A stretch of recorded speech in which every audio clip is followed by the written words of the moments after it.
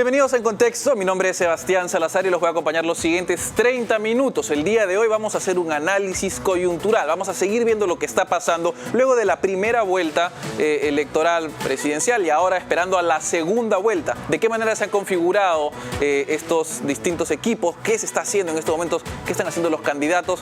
Y además, ¿qué es lo que va a pasar con nuestra política luego del 6 de junio? Esto después de una pausa.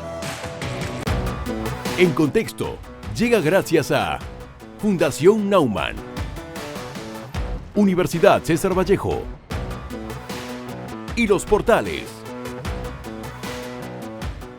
Bueno, estamos de vuelta aquí en Contexto y el día de hoy, como anunciamos, vamos a hacer un análisis coyuntural. ¿Cómo nos encontramos en estos momentos? Justo antes de la segunda vuelta ya ha habido ciertas actividades, por lo menos ha habido un primer debate, el que ocurrió en Chota. Y para hablar de un poco de lo que se ha visto, de lo que se está viendo, dicho sea de paso, además en las redes sociales, lo que se conversa y lo que se están moviendo los distintos candidatos que están apuntando a la presidencia, está con nosotros la militante aprista, Carla García. Gracias por estar aquí con nosotros.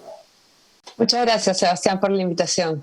Bueno, gracias por estar aquí. ¿Qué te deja, digamos, como balance esta primera vuelta y lo que se ha visto desde la primera vuelta hasta ahora en ambos candidatos?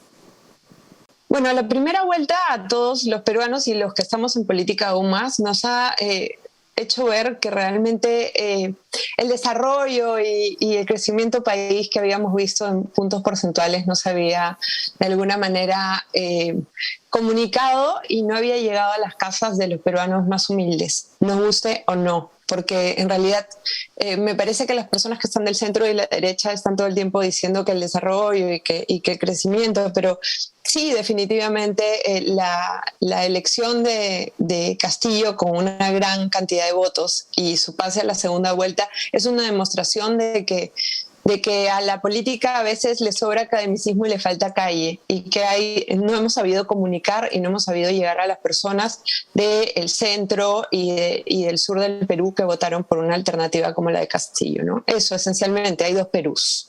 De acuerdo, y en ese sentido, digamos, desde el momento que acaba esta primera vuelta, que se determina que son Keiko Fujimori y Pedro Castillo los que pasan a esta segunda vuelta, hasta el día de hoy es cierto que todavía falta como un mes para la segunda vuelta. Sin embargo, ya se está viendo ciertos movimientos, ¿cierto? Tuvimos un primer debate, algo accidentado, la coordinación para el debate, pero un debate al fin y al cabo, y se está moviendo, ambos candidatos se están moviendo por sus respectivas zonas. ¿Qué ves en eso? Me parece que está empezando el reacomodo de votos, ¿no? También tenemos que pensar que aparte de que hubieron muchísimos candidatos y la votación de los candidatos a la presidencia, todos, incluyendo Castillo y Keiko, fue muy baja, también hubo una gran cantidad de ausentismo y, voto nulo y viciado. Entonces yo creo que se ha planteado una doble amenaza, ¿no? Una es el comunismo con Castillo y para los antifujimoristas es el fujimorismo con Keiko. Y veo que ya las cosas están empezando a reacomodarse, como hemos visto, digamos, en el transcurrir de las primeras encuestas, ya la cosa empieza como a emparejarse. En un momento se sentía que Castillo se le iba a llevar inmediatamente, para sorpresa de muchos. Pero ya con respecto ha pasado el tiempo, yo creo que la gente está empezando a pensarse lo mejor y el voto de Keiko Fujimori está empezando a subir porque se plantea como una alternativa un poco menos radical que la de Castillo. Si bien falta un mes, parece que están creciendo ambos, pero que está creciendo bastante más rápido Keiko Fujimori y yo calculo que para el 20 de mayo ya debe haberlo alcanzado en las encuestas. Ahora, hemos estado hace poquito observando el debate y para empezar, como demócrata y militante de un partido me parece extraordinario que debatan. Ahora, en este debate se vio claramente la intolerancia absoluta de un lado, que es el Partido Perú Libre y las personas que trabajan con Pedro Castillo, ¿no? Que no querían debatir, que no querían poner condiciones, las condiciones se pusieron a última hora e incluso ahora ellos mismos no quieren debatir, aparentemente según se quejan los fujimoristas. Para nosotros como electorado es importantísimo el debate, porque en el debate de Chota pudimos ver, por ejemplo, que Keiko Fujimori tiene bastante por dónde crecer, que tiene mucho más estructura que Castillo, digamos, en términos de planes de gobierno, pero además que es muchísimo más fácil de golpear, porque Keiko Fujimori tiene 20 años de anticampaña encima, entonces ya todos los ataques y los chistes y las burlas y las mentiras o verdades se han dicho y es facilísimo agarrarlas en el aire y decirlas en un debate, ¿no? Y dejar a la persona un poco como como con un jab, ¿no? Como golpeada, pero ya se dijo todo de Keiko y es muy fácil atacarla, pero al mismo tiempo Castillo es nuevo porque él pasó muy piola toda la primera vuelta, muy, muy, muy piola, al punto que solamente tenemos esa entrevista que le hicieron en UCI. Entonces, él está nuevo para el mundo de la violencia política y de los epítetos y de las cosas que se pueden decir de él, lo que es un poco malo. Yo creo que no tiene para dónde crecer, francamente. De acuerdo. Ahora, y justamente en ese sentido, tal vez positivo también para Keiko puede ser el hecho de que ya se le conoce todo también, más o menos, ¿no? O sea que los golpes ya son golpes a los que está acostumbrada, mientras que Pedro Castillo va a tener que de alguna u otra forma, sobre la marcha, responder a cosas a las que no ha tenido que responder. Y es curioso lo que dices sobre el hecho de que no les guste ser entrevistados, porque también en esa ronda de entrevistas que hubo a los candidatos presidenciales, a las que fueron muchos candidatos presidenciales en CNN en español, no fue Pedro Castillo, de hecho, y mandó un representante, ¿no? Es una de las cosas que es interesante ver. Y parece que es una estrategia para la segunda vuelta. ¿Es sostenible esa estrategia hacia la segunda vuelta? ¿Es sostenible que no dé entrevistas, que se esconda, que se corra y que no quiera dar la cara frente a Keiko Fujimori y frente al Perú? Yo no creo que lo sea, porque, digamos, su política ha sido, de alguna manera, meternos el floro de que está muy ocupado, ¿no? Reuniéndose con gremios, yendo a lugares y más o menos como que invitando a la gente que lo quería escuchar a ir a un meeting. Y los que no fuéramos al meeting, pues no teníamos derecho a escucharlo y además somos seguramente gente muy mala porque no lo quiere escuchar. Pero, mira, Sebastián, si él tuviera la idea de no dar entrevistas y luego no saliera como ayer hemos visto en Bagua, dando alaridos y atacando a todo el mundo y atacando además a la prensa, o sea, yo creo que también su forma de conducirse es fustigar a la prensa, insultarla en sus pequeños mítines regionales y entonces hacer que la prensa reaccione y ya es prensa que está en contra de él. Entonces él no puede ir porque todos están en contra suyo. Y dice que dicen basura de él y dice, pero un político lo que tiene que salir es a enfrentar las cosas que dicen de uno con verdades o con evidencias y digamos, ¿qué tipo de político es este que en el momento en que tenga algún problema cuando sea presidente del país no va a ser capaz de dar la cara, ¿no? ¿Y qué tipo de maestro es? Pero de todas maneras, me es muy fácil criticarlo porque claramente está en las antípodas de la forma en la que yo veo la política y la defensa de las libertades y de la democracia y además de la soberanía nacional que propugna mi partido, pero él también representa a mucha gente, Sebastián, y no podemos cerrarnos en no, todo lo que hace está mal. De alguna manera él ha llegado encabezando a la segunda vuelta. Y eso significa que hay un súper trabajo por hacer para quien sea que gane. De acuerdo, y eso es importante, ¿no? Él llega primero y de hecho creo que además lo que le da la ventaja hoy por hoy sobre Keiko Fujimori, ¿no? Keiko está como la segunda, ¿no? Es la que está desafiando constantemente, la que le tiene que robar esos puntos de alguna forma. Y la estrategia que ha venido siguiendo después de esta segunda vuelta, creo que ha tenido además dos matices. ¿Cómo lo ves tú, no? Porque al inicio se hizo bastante hincapié en la cuestión del comunismo, en la cuestión de lo que se va a generar, ¿no? De Perú que se va a volver Venezuela o Bolivia o cualquiera de estos países o Cuba, ¿cierto? Y más bien ahora se ha volcado a un hecho de que Pedro Castillo no parece dar la cara y más bien como que lo está persiguiendo, ¿no? Como que no se atreve. ¿Cómo ves que se desarrolla la estrategia de Keiko Fujimori? Al comienzo tenía la sensación de que estaba demasiado buenita para ser una candidata. Y es una cosa que yo quiero comentar que me parece que nos pasa a las mujeres en la política. Cuando una mujer está en la política, es muy difícil que empiece a portarse como presidenta o candidata a la presidencia y siempre nos estamos portando como primeras damas. Y eso es un enorme, digamos, complejo que cargamos. Es muy raro porque yo siempre siento que las mujeres que están en la política están todo el tiempo haciéndose buenitas, ¿no? Como no... Claro, no incomodando, digámoslo así. Los hombres son mucho más agresivos en la política y entonces al comienzo decía, pero caray, esta señora va a ser buenita toda la campaña, necesitamos a alguien que salga a hacerle frente a Castillo y necesitamos que además los dos debatan, ¿no? Debatan no solamente en debates, sino que sus ideas se confronten, porque son dos alternativas totalmente opuestas, no hay donde perderse ahí.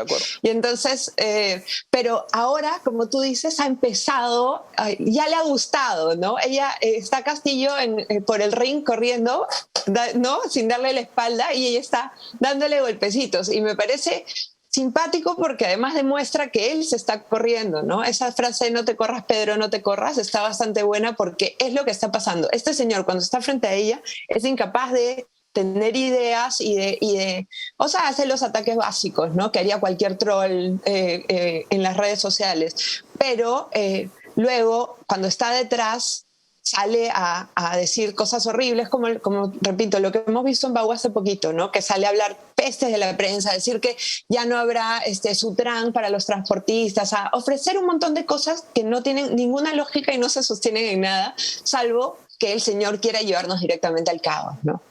De acuerdo. Y estaba pensando justamente sobre lo que decías de la manera en la que se comportan a veces las candidatas mujeres. Y sin embargo se me ocurren varias excepciones, ¿no? Se me ocurren varias excepciones. Lourdes Flores Nano, por ejemplo. Como Marta Chávez. Claro. Lourdes Flores Nano, Claro. sin llegar a ese nivel, digamos, era bastante directa y asertiva, ¿no? No necesitaba, digamos, de llegar a eso. Y del fujimorismo se me ocurre una que otra más también. Y del PPC también hay varias. Bueno, pero ahora, Sebastián, yo creo que la política ha cambiado un montón. Y hay una nueva... Esa es la parte con esperanza. Si bien estamos en medio de una crisis porque se presenta esta doble amenaza y el Perú está totalmente polarizado, creo que vamos a tener un buen Congreso, ¿sabes? O sea, no conozco a los candidatos de Perú Libre, sé que hay algunos vinculados con el senderismo, cosa que me parece atroz, pero creo que hay también gente nueva, como por ejemplo Adriana Tudelo, Rosángela Barbarán, y que va a aportar muchísimo, ¿no? Tanto desde el ámbito de la piel con el votante como desde el ámbito académico. Y me parece que la reforma electoral se viene bien y me da mucha esperanza, la verdad. Bueno, es algo que vamos a tener que ver, ¿no? De hecho, los congresos recientes han sido de alguna forma bastante fragmentados, con lo cual, en teoría, pues la teoría lo que dice es que debería uno tender puentes, ¿no?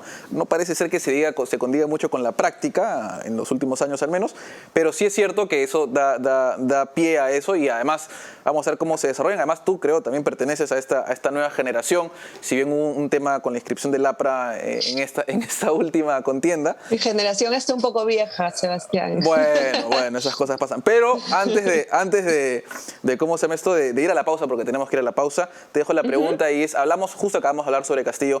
¿Estamos viendo acaso sobre Keiko Fujimori? ¿Estamos viendo acaso en Pedro Castillo algo similar a lo que tal vez hizo, tal vez no de esa manera, no tan drástico, pero lo que hizo Ollantumala con una especie de, o sea, se está moderando ligeramente, ¿lo ves? ¿O más bien ves como una especie de Pedro Castillo bipolar? Como dice las cosas, no soy tal cosa, y cuando no lo están viendo las cámaras y está en los mítines es otra cosa. Eso después de la pausa.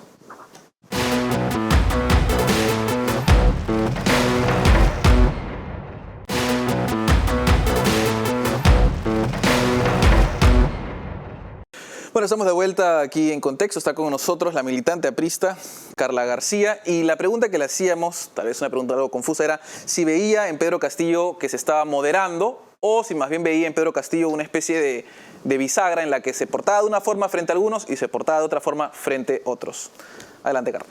Lo segundo, Sebastián. Yo no siento que se esté moderando, siento que hay demasiadas manos en la construcción de este personaje llamado Pedro Castillo, ¿no? Así como habla todo el mundo de Vladimir Cerrón, que viene a ser el cuco o el diablo en esta circunstancia, sí siento que Castillo, cada vez que se manda solo, luego tiene que retroceder un par de pasos, da la impresión de que se debiera a alguien. Entonces a alguien además que no es nada moderado. Entonces yo no creo en esa moderación, yo no creo que va a ser una hoja de ruta, yo no creo que los intelectuales van a firmar un papel con él y que él va a cambiar. No lo creo, pero lo que sí me preocupa es cómo va a votar la gente de nuevo del centro y del sur del Perú y algunos izquierdistas, ¿no? de capitales de provincia, porque siento que le hemos dado durante 10 años la educación a gente, a lo que llamamos la izquierda caviar, y que esa educación que ellos han exigido tanto, que tener ellos y nadie más, acuérdate de los pleitos porque Saavedra no se fuera y de todo el tema de los libros y de la, entre comillas, orientación de género, ¿cómo le llaman? Ideología de género, no ha servido en absoluto para que la gente del país esté informada.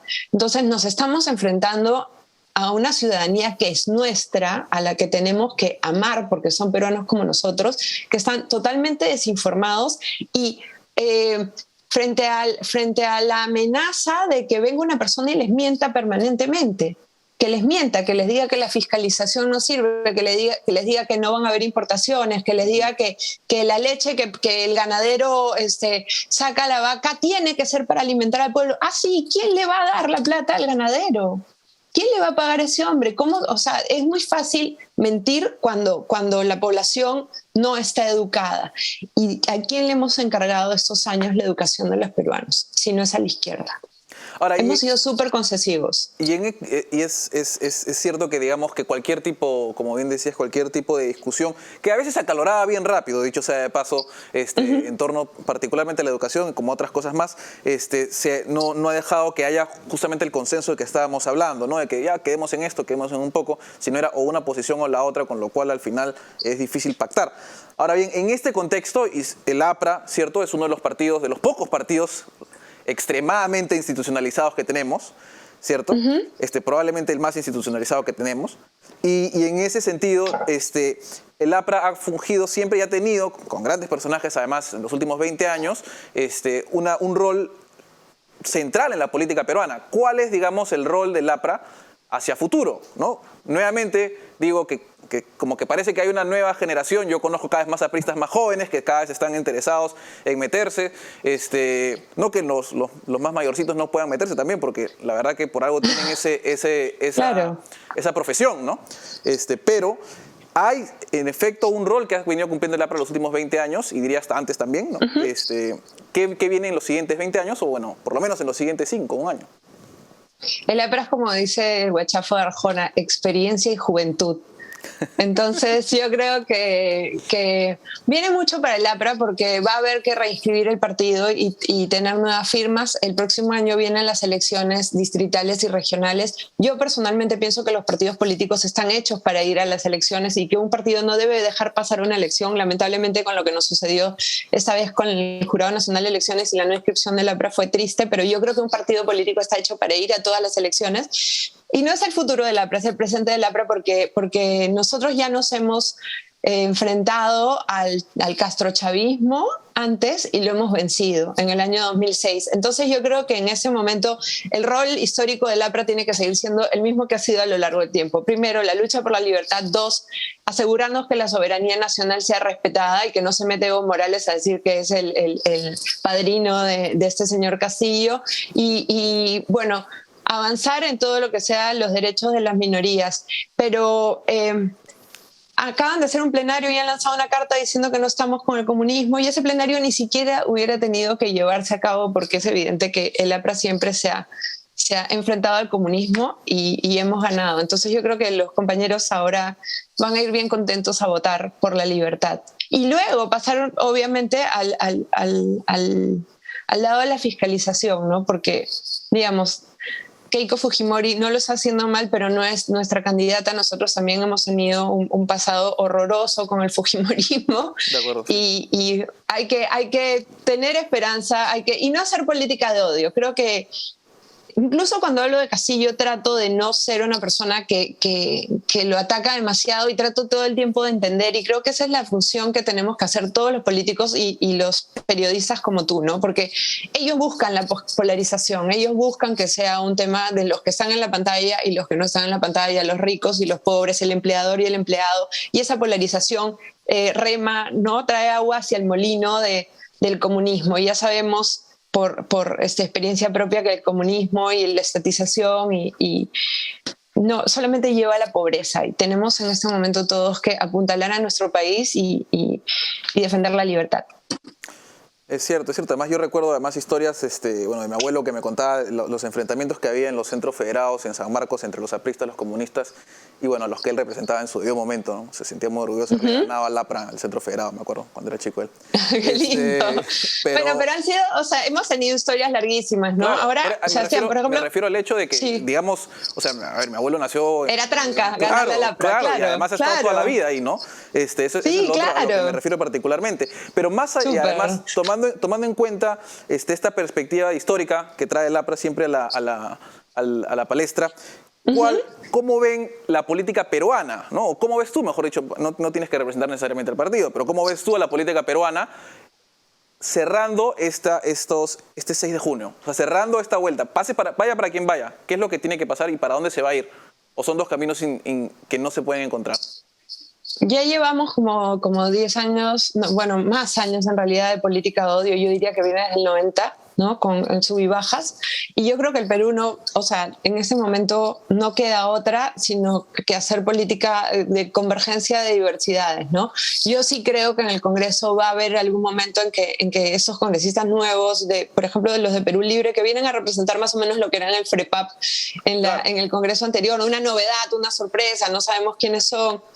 Con la triste noticia de que han llegado estos señores filosubversivos, cosa que es muy terrible. Pero me asusta mucho, por ejemplo, que hoy día el almirante Montoya ha salido a decir que va a ser una ley que proscriba el comunismo. Y ahí los demócratas también saltamos, porque nadie puede hacer una ley que prohíba o que persiga un partido político. Y entonces ya la polarización está en niveles, no sé, nunca antes vistos. Entonces yo creo que va a tener que haber una especie de encuentro entre los peruanos de la manera que sea, porque si no vamos a salir a la calle a matarnos, ¿no?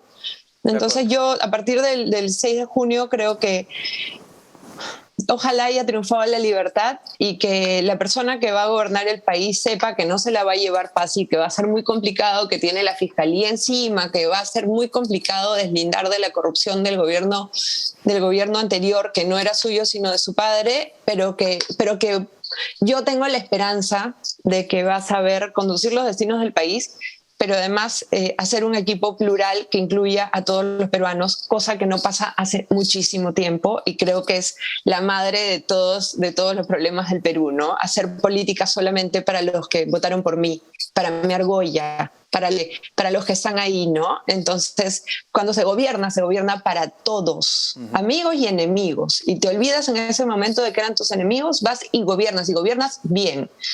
Y traes a los mejores. Entonces yo creo que va a tener que ser así. De otra forma vamos comprándonos pues nuestros cascos y nuestros chalecos antibalas. Esperemos que no llegue a eso, pero en cualquier caso entiendo también que es algo que se tiene que tomar en consideración.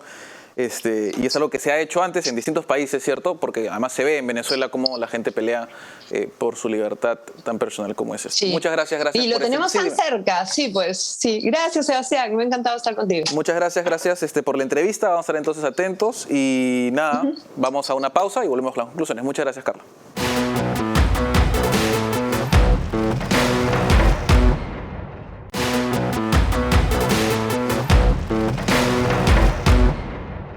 Bueno, estamos de vuelta con la reflexión final aquí en Contexto y como lo han visto al final, cuando uno es elegido, un político es elegido, se trata de gobernar a todo un país, se trata de gobernar a todos los que lo han elegido y eso significa no seguir apuntalando las diferencias, no reforzar las dicotomías, sino más bien juntar a las personas que han votado para tener un mejor país. Esto significa además asegurar y garantizar libertades básicas, tanto de empresa como personales y políticas, y esto significa a su vez que se tiene que tomar responsabilidad por todas las personas que se encuentran en un territorio, todos los que han votado.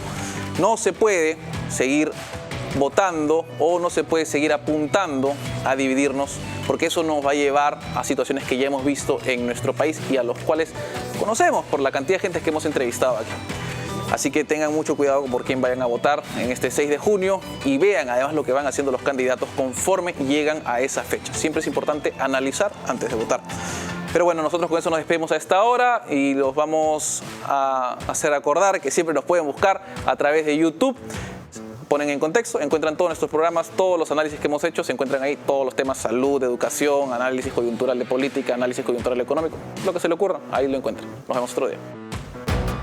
En Contexto llega gracias a Fundación Naumann, Universidad César Vallejo y Los Portales.